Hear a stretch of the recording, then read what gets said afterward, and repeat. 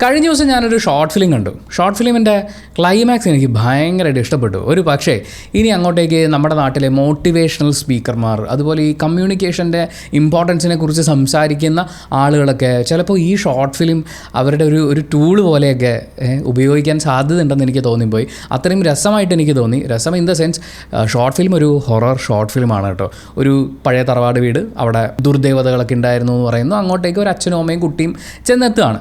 അപ്പോൾ performance wise നമുക്ക് കുഴപ്പമൊന്നുമില്ല, അത്യാവശ്യം നല്ല രീതിയിലാണ് എല്ലാവരും. എന്താണോ ഈ ഷോർട്ട് ഫിലിമിൽ ആവശ്യമുള്ളത് അത് അതുപോലെ ഡെലിവർ ചെയ്തിട്ടുണ്ട്. ഇതിൻ്റെ ക്യാമറ വർക്കുകളൊക്കെ അത്യാവശ്യം രസമായിട്ട് തന്നെയാണ് എനിക്ക് തോന്നിയത്. പരമാവധി ഈ പറയുന്ന ഹൊറർ എലമെൻറ്റിനെ വർക്ക് ചെയ്യിപ്പിച്ചെടുക്കാനുള്ള ഒരു ശ്രമം അവരുടെ ഭാഗത്തു നിന്നുണ്ടായിട്ടുണ്ട്. സൗണ്ടും നല്ല തന്നെയായിരുന്നു. എന്ന് വെച്ചാൽ പേടിപ്പിക്കാൻ ആവശ്യമായ രീതിയിൽ അതിനെ ബിൽഡ് ചെയ്യുക എന്ന് പറയില്ലേ, അത് അവർ നല്ല വൃത്തിക്ക് തന്നെ ചെയ്തു വെച്ചിട്ടുണ്ട്.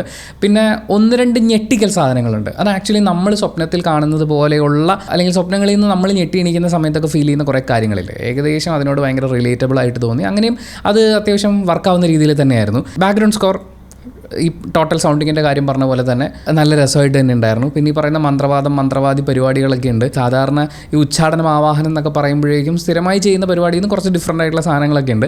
പക്ഷേ എനിക്ക് എവിടെയോ ഈ പറയുന്ന ഹൊറർ എലമെൻറ്റിനേക്കാൾ കൂടുതൽ ഭയങ്കര ക്ലീഷേഡ് ആയിട്ട് തോന്നി. കാരണം എല്ലാ ഇതുപോലത്തെ പ്രേത സിനിമയിലും ഉണ്ടാകും, രാത്രിയാകുമ്പോൾ ദാഹിച്ചെണീക്കുന്ന ഒരാൾ, ഇരുട്ടത്ത് ഇയാൾ എന്തിനാണ് ഫ്രിഡ്ജ് വരെ നടന്നു പോയി കുപ്പിയും വെള്ളമൊക്കെ എടുക്കുന്നത്, അപ്പോഴേ നമുക്കറിയാം എന്തെങ്കിലും ഒരു കാര്യമെന്ന് നമ്മളെ പേടിപ്പിക്കുമെന്ന് പറയുന്ന ആ പ്രെഡിക്റ്റബിൾ സ്വഭാവം. ഞാനൊന്ന് രാത്രി ഉറക്കം എണീറ്റിട്ട് ഇതേപോലെ വെള്ളം എടുക്കാൻ വേണ്ടി മുറിയിൽ നിന്ന് എണീറ്റ് അങ്ങേ 2 കിലോമീറ്റർ അപ്പുറമുള്ള മുറിയിൽ പോവുക എന്ന് പറയുന്ന പോലത്തെ പരിപാടി ചെയ്യാറില്ല. അപ്പോൾ അങ്ങനത്തെ കുറച്ച് കാര്യങ്ങൾ എനിക്ക് ഒരു ക്ലീഷേഡ് ഫാക്ടറായിട്ട് ഫീൽ ചെയ്തിട്ടുണ്ടായിരുന്നു. പക്ഷേ സംഭവം ഗ്രാൻഡ് ആവുന്നത് ഇതിൻ്റെ ക്ലൈമാക്സിലേക്ക് എത്തുമ്പോഴാണ്. ആ പയ്യൻ അവൻ അടിപൊളിയായിരുന്നു. അവൻ്റെ ആ നോട്ടമൊക്കെ ഉണ്ടല്ലോ, ആ നോട്ടം ഇറ്റ് സെയ്സ് എ ലോട്ട് എന്ന് പറയില്ല. അതായത് ആ നോട്ടം നമ്മളോട് ഒരുപാട് പറയുന്നുണ്ട് എന്ന് പറയുന്ന പോലെ അങ്ങനെ എനിക്ക് ഫീൽ ചെയ്തു. അതിൻ്റെ ക്ലൈമാക്സ് ഒന്നുകൊണ്ട് മാത്രമാണ് ഞാൻ നിങ്ങൾക്കിത് സജസ്റ്റ് ചെയ്യുന്നത്.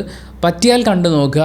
പ്രത്യേകിച്ച് നിങ്ങൾക്ക് കുട്ടികളുണ്ട് എങ്കിൽ നിങ്ങളിത് കണ്ടു നോക്കിക്കഴിഞ്ഞാൽ നിങ്ങൾക്ക് വേറൊരു പേഴ്സ്പെക്റ്റീവിൽ ഇതിനെ കാണാൻ പറ്റുമെന്ന് എനിക്ക് തോന്നുന്നു. അല്ലാത്തവർക്ക് കൊള്ളാമല്ലോ, നല്ല രസമുള്ളൊരു പരിപാടിയാണല്ലോ ഒരു പിടിച്ചിരിക്കുന്നതെന്ന് തോന്നും. പക്ഷേ നിങ്ങൾക്ക് കുട്ടികളുണ്ടെങ്കിൽ തീർച്ചയായിട്ടും ഇതിൻ്റെ ക്ലൈമാക്സ് നിങ്ങൾ വേറൊരു രീതിയിൽ ഹിറ്റ് ചെയ്യുമെന്നാണ് തോന്നുന്നത്. 2 ആഴ്ചയോ മറ്റോ ആയിട്ടുള്ളൂ ഷോർട്ട് ഫിലിം ഇവർ അപ്ലോഡ് ചെയ്തിട്ട്. November 3 അപ്ലോഡ് ചെയ്തിരിക്കുന്നത്.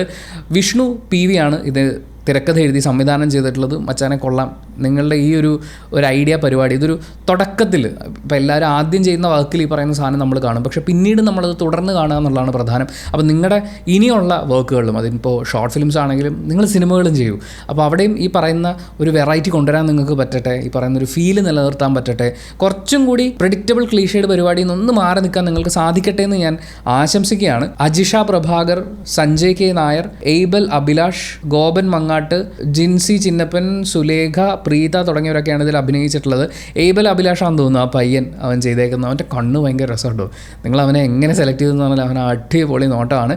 എഡിറ്റർ അമൽ G. സത്യൻ, ഒരു പ്രത്യേക കൈയടി. ഈ പറയുന്ന സാധനം നിങ്ങളങ്ങനെ ഹോൾഡ് ചെയ്തു, അത് അടിപൊളിയായിരുന്നു. മ്യൂസിക് SRJ സൂരജ് അടിപൊളിയായിട്ട് ചെയ്തിട്ടുണ്ട്. Sound design and final mixing Akshay Raj.